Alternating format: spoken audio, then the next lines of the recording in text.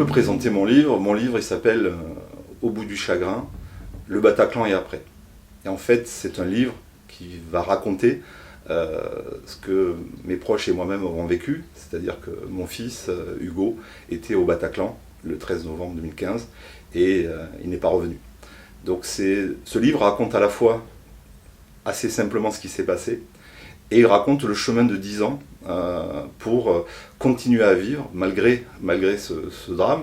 Alors ce drame qui est personnel, mais ce drame qui est aussi lié à beaucoup d'autres drames. Et le deuil personnel était aussi un deuil national. Et donc c'est 10 ans de chemin pour essayer de trouver du sens à quelque chose qui n'a pas de sens. J'ai essayé modestement de les mettre dans un livre.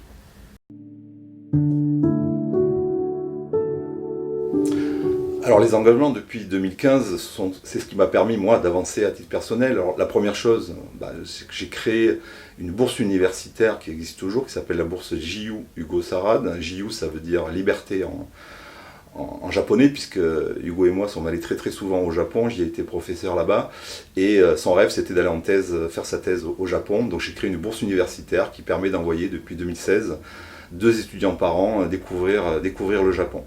J'ai aussi beaucoup travaillé avec les associations de victimes, notamment vis-à-vis des jeunes, avec des interventions dans les collèges, dans les lycées.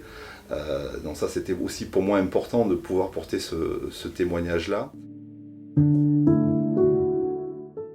Alors, on parle en ce moment des 10 ans du Bataclan. Moi, j'ai envie de dire que ce sont les 10 ans des attentats de novembre 2015, puisqu'on parle beaucoup du Bataclan, mais n'oublions jamais ce qui est arrivé dans les terrasses et aussi au Stade de France. Donc ces 10 ans sont assez symboliques pour beaucoup de victimes ou de survivants, puisqu'on sait que nous allons en reparler, ça sera médiatisé, et c'est important, parce que le travail de mémoire passe par ce chemin-là. À l'heure actuelle, il y a un peu d'appréhension à l'annonce de cet anniversaire, mais aussi de l'engagement et de l'envie de montrer que nous sommes déjà toujours là, nous sommes debout après ces attentats, et que nous ferons tout pour que ça ne se reproduise pas.